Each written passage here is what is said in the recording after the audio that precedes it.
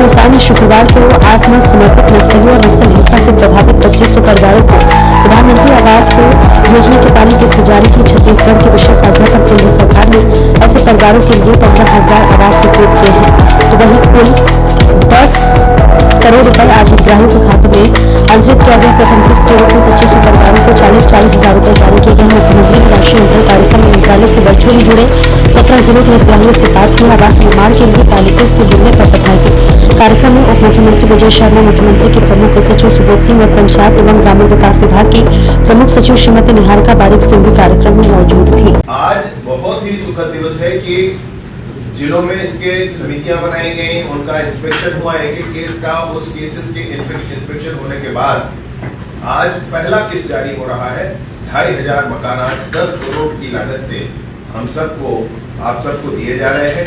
मैं हृदय से माननीय मुख्यमंत्री महोदय का इस बात के लिए अभिनंदन करता हूं, उनका आभार व्यक्त करता हूं। नक्सल के उन्मूलन की दिशा में नक्सल बस्तर में लाल आतंक समाप्त हो, पूरे छत्तीसगढ़ में नक्सलवाद समाप्त हो, इसके लिए जो अभियान किए जा रहे हैं उसमें बस्तर की जनता साथ में।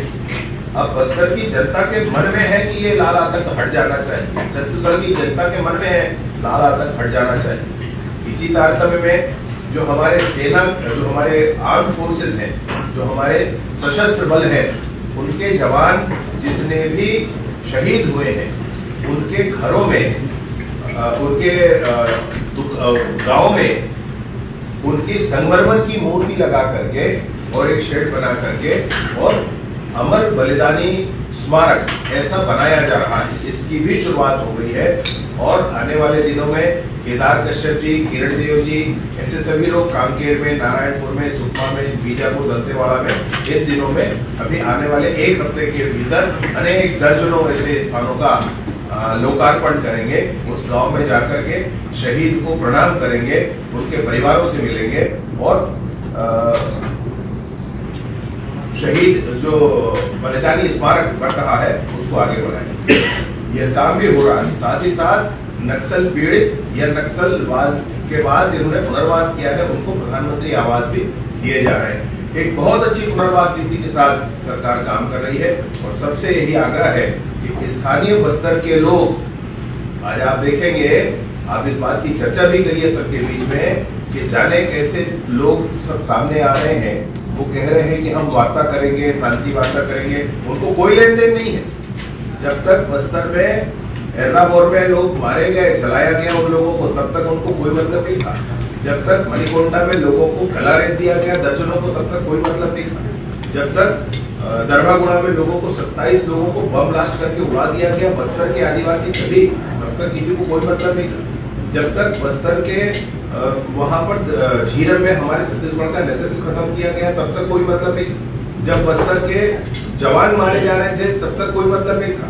अभी बस 400 नक्सली जो मारे गए हैं अभी इस सरकार के आने के बाद, जो सशस्त्र नक्सली थे, वर्दीधारी थे, उन लोगों में 10-5 ही थे जो बाहरी थे, बाकी सब हमारे बस्तर के थे। तब तक कुछ कोई मतलब नहीं था।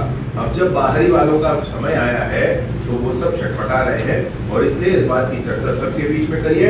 बस्तर के नौजवानों को समझाकर माननीय मुख्यमंत्री महोदय ने हाथ जोड़कर आग्रह किया है कि सभी मुख्यधारा में आए। इस बात की चर्चा नीचे तक करिए, सबको लेकर के मुख्यधारा में लाइए और बस्तर को सुखमय, शांतिमय बनाइए। माननीय सुदेव साय जी सदैव चिंता करते रहते हैं। आज भी 2,500 मकान और उसके बाद आने वाले समय में और भी सारी बातों की चिंता माननीय मुख्यमंत्री हम सबके बीच में करेंगे। यही आग्रह माननीय मुख्यमंत्री जी से और आप लोगों से भी यही आग्रह है कि आप सब करें। सारे अधिकारी गणों ने बहुत काम किया है इस विषय के लिए, मैं सबका आभार व्यक्त करते हुए अपनी बात समाप्त करता हूँ। धन्यवाद। बहुत बहुत धन्यवाद माननीय।